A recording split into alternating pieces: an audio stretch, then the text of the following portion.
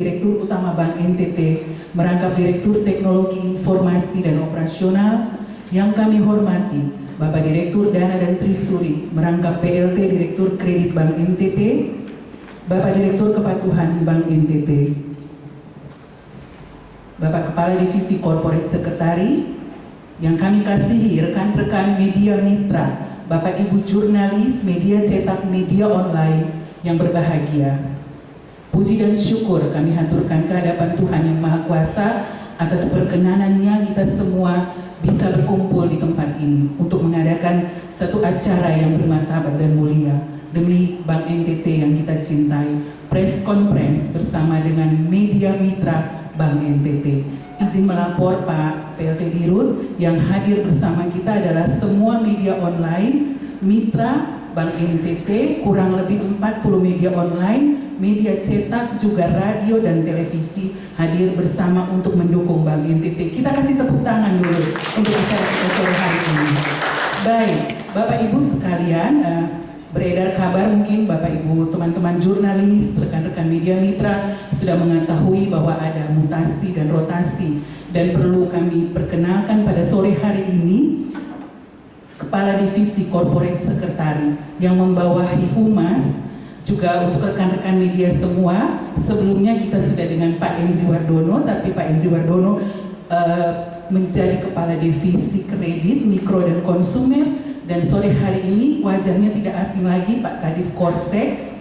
Bapak Ibu sudah mengetahui Pak Iwan Taneo. Kita sambut Pak Iwan Taneo, selamat datang bersama dengan media mitra. Ini teman-teman kita Pak Iwan yang nanti akan terus bersama dengan kita di Korsek nanti. Pak Iwan sebelumnya adalah pimpinan cabang Bank NTT. Kerjasama kelompok usaha bersama antara Bank DKI dengan Bank NTT.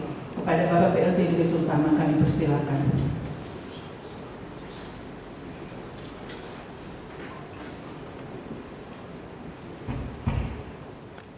Salve. Assalamualaikum warahmatullahi wabarakatuh. Om Swastiastu, Namo Buddhaya, salam kebajikan dan sehat selalu kita semua.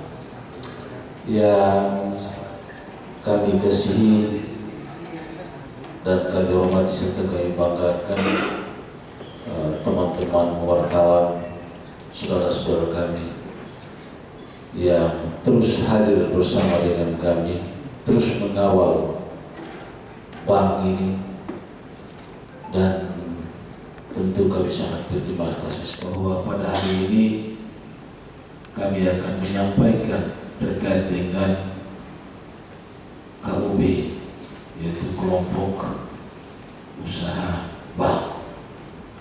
Ini juga sesuai dengan amanat RUS, baik itu RUS tahunan maupun RUS luar biasa yang telah diselenggarakan di tanggal 8 Mei kemarin, di mana dalam RUS tersebut seluruh pemegang saham mendukung untuk kita ber-KUB dengan Bank DKI. Dan ini adalah salah satu kesempatan bagi Bank NTT untuk bisa bergandengan tangan dengan Bank DKI. Karena kemarin juga kita bersama bahwa Bank DKI adalah bank yang cukup besar di antara BPD-BPD yang ada.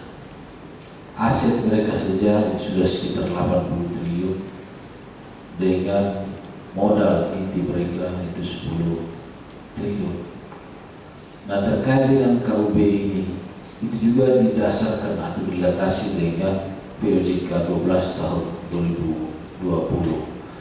Nanti sebentar setelah selesai pertemuan ini, press release-nya kami akan sahkan ke teman-teman sehingga teman-teman bisa memberitakan secara luas terkait dengan manfaat kita ber-KUB. Provinsi dan pemerintah kota kabupaten, Bank DKI masuk sebagai pemegang, nanti pada saat masuk dia akan jadi pemegang saham pengendali kedua. Jadi nanti ada dua. Karena dia sebagai induk KUB. Hal-hal menyangkut hak kewenangan nanti dia, ya seperti dijelaskan oleh Pak PLT Dirut tadi, bahwa akan diatur dalam shareholder agreement. Mungkin yang teman-teman sudah teman-teman ketahui bahwa sekarang KUB sudah efektif jalannya itu Bank BJB dan Bank Bengkulu. Itu sudah efektif jalan, Bank Bengkulu tetap ada, berjalan BJB juga ada. Jadi posisi seperti itu. Dari 11 BPD ini kita termasuk yang kurangnya paling sedikit karena kita di atas 2, sudah di atas 2T. Teman-teman beberapa BPD lain masih di bawah 2T. Tetapi ini satu skema yang dibuat oleh OJK sehingga sama-sama bisa bertumbuh secara baik. Jadi selain penguatan modal, juga penguatan tata kelola, sumber daya manusia, digitalisasi, manajemen risiko, itu semua kita kerjasamakan sehingga bisa mendorong peningkatan kinerja Bank NTT untuk bertumbuh lebih baik ke depan. Ini yang kita harapkan bersama dengan pelaksanaan KUB ini. Kalau kita tidak ber-KUB berarti kita harus bapak-bapak pemegang saham harus menyetor sebesar kekurangan selisih 3 triliun ke posisi kita sekarang, misalnya 600 lebih, berarti pemegang saham harus setor 600 lebih. Tapi dengan kita ber-KUB tidak harus menyetor sebesar kekurangan itu, sebesar beberapa yang nanti akan disepakati bersama setelah tahapan-tahapan. Kalau sekarang mereka sudah lakukan due diligence, jadi proses due diligence sudah kick off kemarin tanggal 6, sementara berproses sesuai timeline bahwa itu akan selesai di minggu keempat bulan Juli. Setelah itu baru lanjutkan pada penilaian saham dan proses selanjutnya pada shareholder agreement untuk disepakati bersama dan ditetapkan dalam RUPS LB nanti untuk penetapan mereka masuk sebagai pemegang saham di Bank NTT dengan berbagai hak dan kewajiban yang akan dibahas kemudian. Ini tambahan dari saya terkait dengan KUB. Saya kembalikan ke Pak RT Edit.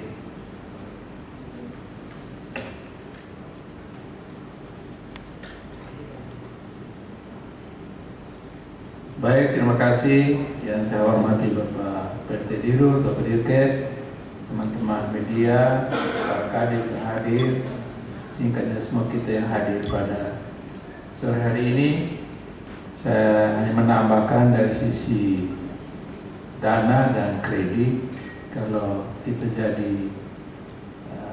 menjadi kayak anak perusahaan gitu ya, tapi bukan anak perusahaan, istilah di OJK-nya KUB, kelompok usaha bersama, jadi kelompok usaha bank ya.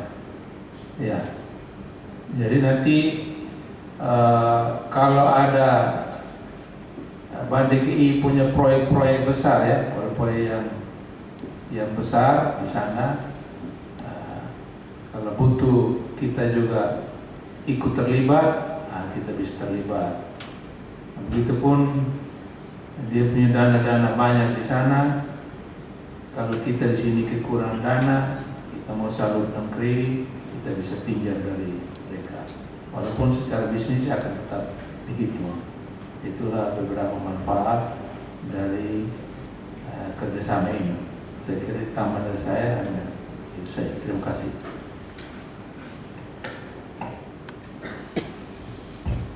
Baik, terima kasih Bapak Dirkep dan Bapak Dirdana.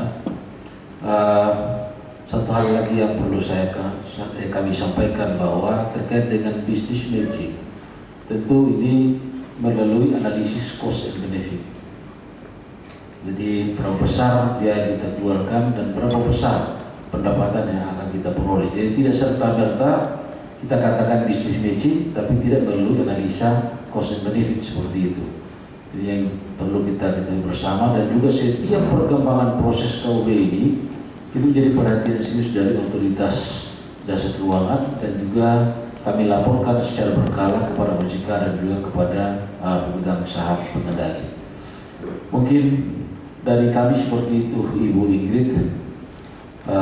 Kalau ada pertanyaan dari teman-teman wartawan, baik dari media online maupun media cetak, dipersilakan. Silakan Ibu. Terima kasih Bapak PRT Dirut. Baik, terima kasih atas pertanyaan dari teman-teman wartawan. Yang pertama dari saudara saya dari Malaka ya, Pak Jeffrey Taulin. Pertanyaan pertama, ada pertanyaan dari masyarakat.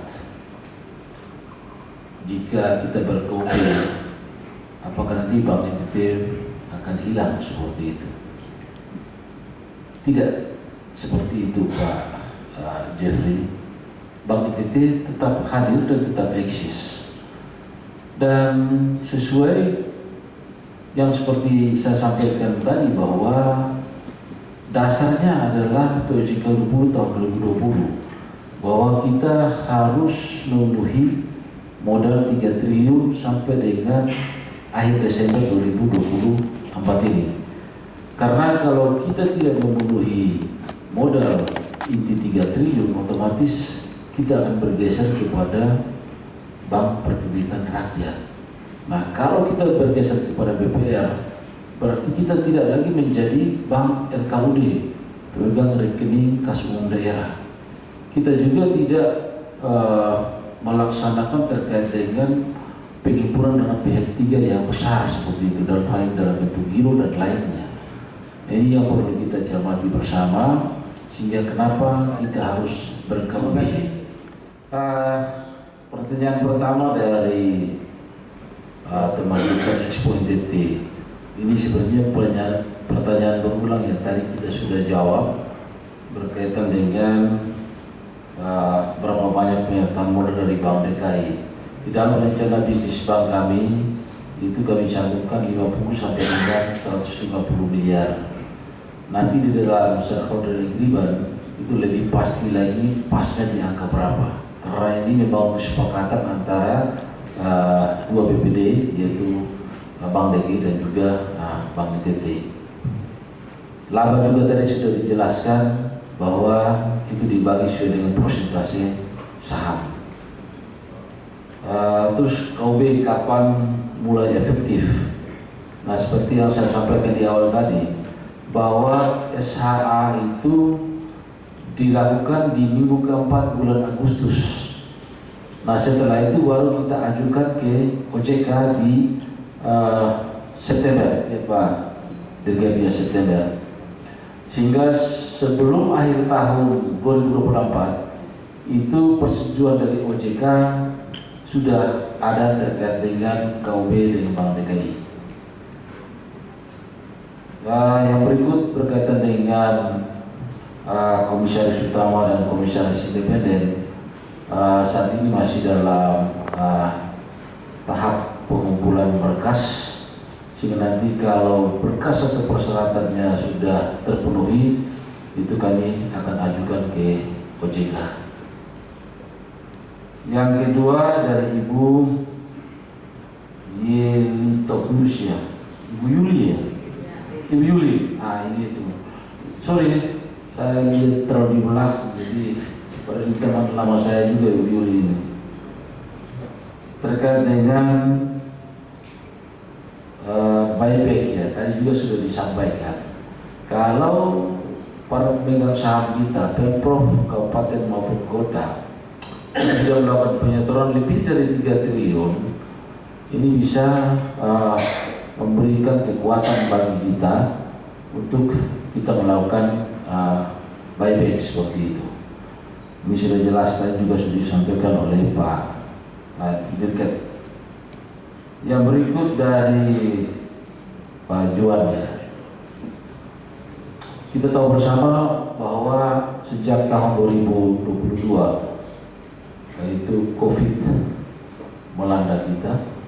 Bukan sejak COVID, banyak kejadian luar biasa yang tidak bisa kita hindari, sehingga anggaran yang dimiliki oleh pemerintah provinsi, kota dan kabupaten terkonsentrasi di beberapa kegiatan yang tidak bisa dihindari, sehingga sampai dengan tahun 2024 itu tidak semua kabupaten kota melakukan penyertaan modal atau penyetoran modal. Itu hanya beberapa kabupaten kota saja. Kalau tidak salah totalitinya ada 45 miliar. Dan kita berharap untuk di tahun-tahun berikutnya pemerintah provinsi, kabupaten dan kota akan akan melakukan penyertaan modal sehingga kita bisa terpenuhi 3 triliun dan bisa lebih dari 3 triliun, sehingga apa yang disampaikan oleh teman-teman kita berkaitan dengan buyback tadi itu bisa terlaksana. Demikian yang kami sampaikan. Terima kasih. Baik Bapak Ibu, demikian penyampaian press conference